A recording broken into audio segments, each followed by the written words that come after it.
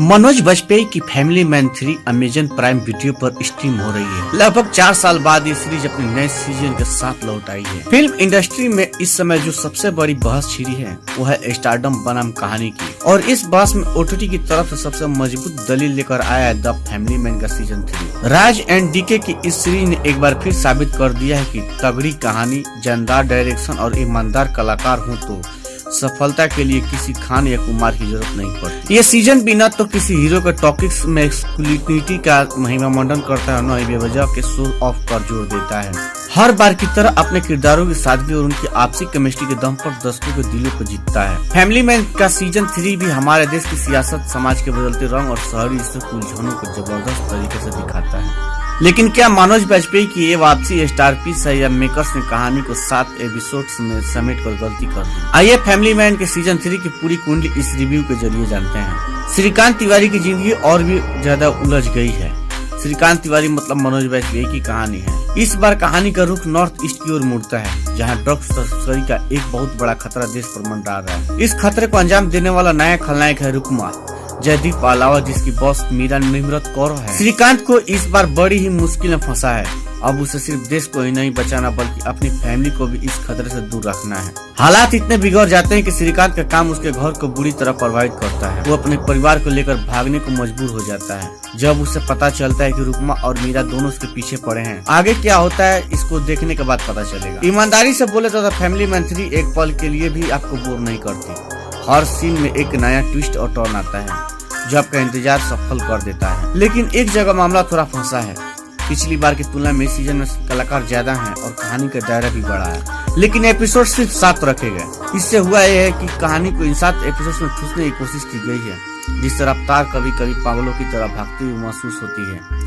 यानी एक पल में कुछ हो रहा है और अगले ही पल स्क्रीन पर दूसरा धमाका हो जाता है, जिससे कभी कभी कहानी कंफ्यूजन लगने लगती है। लेकिन इस सीरीज की सबसे अच्छी बात ये लगी कि श्रीकांत तिवारी की फैमिली इस बार सिर्फ तमाशाई बनकर नहीं बैठी है। अब मामला सिर्फ ऑफिस और घर को बैलेंस करने का नहीं रहा, बल्कि अपनी जान बचाने के लिए एक साथ लड़ने का है।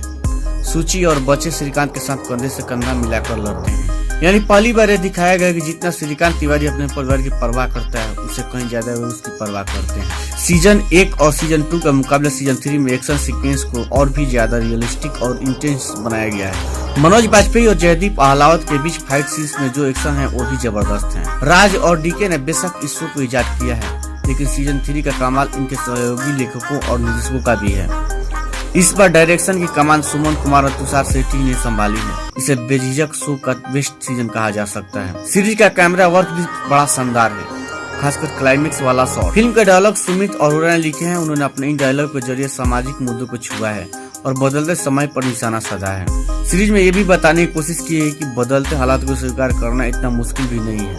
हालांकि पिछले सीजन की तुलना में इस बार कॉमेडी को बहुत कम कर दिया गया है। बीच बीच के चुटकुले, वन लाइनर्स कम हो गए हैं, जिससे सीरीज का मजाक वाला टोन थोड़ा कम हुआ है और गंभीरता बढ़ गई है। फैमिली मैन सीजन 3 का सबसे बड़ा आकर्षण है मनोज वाजपेयी और जयदीप अहलावत। इन दोनों की जबरदस्त एक्टिंग और शानदार केमिस्ट्री पूरे सीजन को अपने कंधे पर उठाती है।